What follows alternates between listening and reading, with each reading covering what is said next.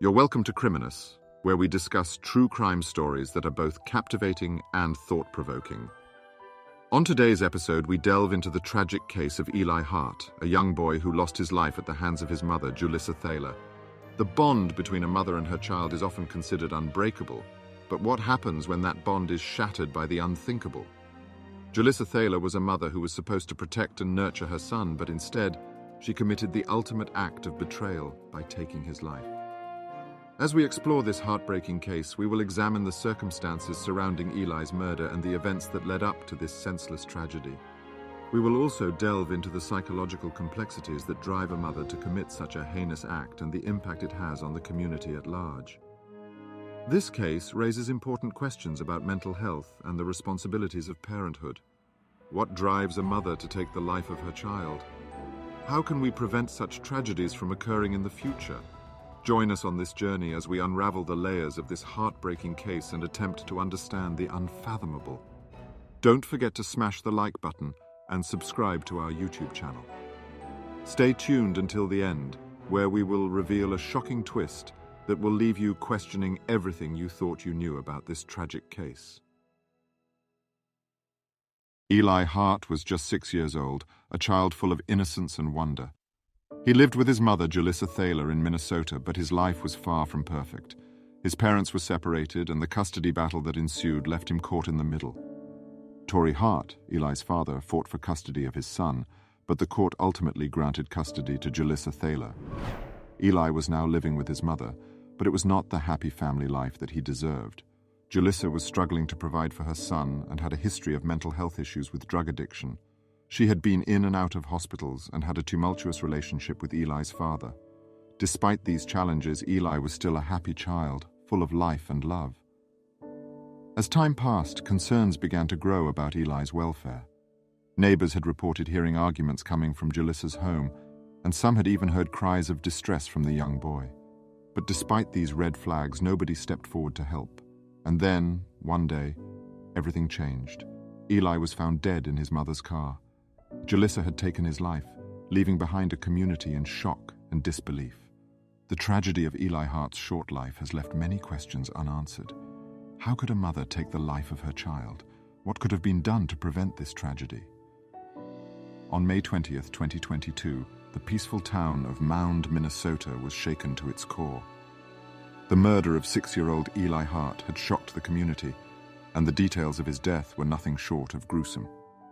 Julissa Thaler, Eli's mother, had shot and killed him in cold blood. But the horror did not stop there. Thaler then threw Eli's body in the trunk of a Chevy Impala car, whose one of its front tires was missing, and drove on the vehicle's rim to a nearby gas station where she attempted to discard the evidence of the heinous crime. As fate would have it, a vigilant citizen had seen the vehicle parked near the dumpsters at the gas station and reported it to the police. Officers quickly arrived on the scene and discovered a backpack, blood and bone. Meanwhile, Thaler had been stopped by the police for driving on the rim of the car. Officers observed a broken back window and blood on Thaler's hand, as well as a shotgun shell and spent casing in the vehicle. The state of the car led the officers to search it, and that was when they discovered the horrifying truth. Eli's body lay in the trunk, riddled with gunshot wounds, including one to the head. The evidence was overwhelming, and Thaler was promptly arrested for the murder of her child. Prosecutors revealed that Thaler had shot Eli multiple times, including in his head, and there was visible brain matter and blood in the back seat of the vehicle. A shred of more disturbing evidence was the fact that Thaler herself had some brain particles in her hair at the time of her arrest.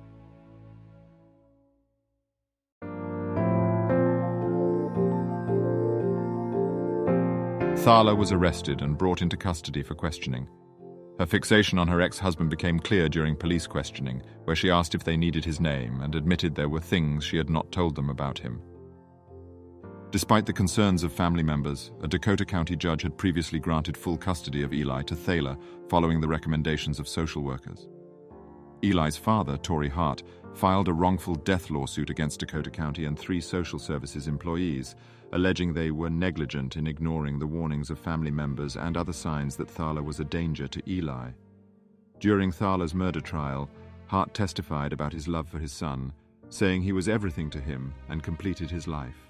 To further support their case that the murder was premeditated, prosecutors pointed out Thaler's highly incriminating Google searches she had previously searched, including queries about keeping a child away from their other parent during visitation, faking being home to the cops, and how much blood a 6-year-old can lose. Authorities noted that Thaler bought a shotgun and learned how to use it. Shortly afterward, she allegedly went to a shooting range with a friend to learn how to fire the gun. Prosecutors bolstered their case on this due to Thaler's Google search history on how much blood can a 6-year-old lose. Thaler's ex-boyfriend, Robert Pickerainen, testified that Thaler let Eli stay up late on the night of May 19, 2022, and then grew frustrated when he became rowdy. She was hitting him, Pickerainen testified. Then Eli hit her also, and they were fighting. He said she briefly left her apartment, put her shotgun into her car, returned and grabbed Eli and went downstairs. When he woke up the next day and asked her where she went, she gave a vague answer. She said, "I had to go do something." Thaler had turned down 2 offers from prosecutors to plead guilty to second-degree murder before her charges were upgraded to first-degree murder. During the trial, jurors heard about how the upbeat and popular kindergartner spent his final hours. Eli Hart testified that Eli was always happy, outgoing, and full of energy, with dreams of becoming a firefighter. The jury ultimately found Thaler guilty of both first-degree and second-degree murder, and she now faces life in prison without the possibility of parole. Julissa Thaler was sentenced to life in prison without parole on February 16, 2023, for the brutal murder of her 6-year-old son, Eli Hart. Thaler, who maintained her innocence, used an obscene word and called everyone garbage before being handed her sentence. Eli's father, Eli Hart, and his stepmother, Josie Josephson, both spoke at the sentencing with tears streaming down their faces at points. The verdict may bring some small measure of justice to Eli's father and loved ones, but the senseless tragedy of his loss will never be forgotten.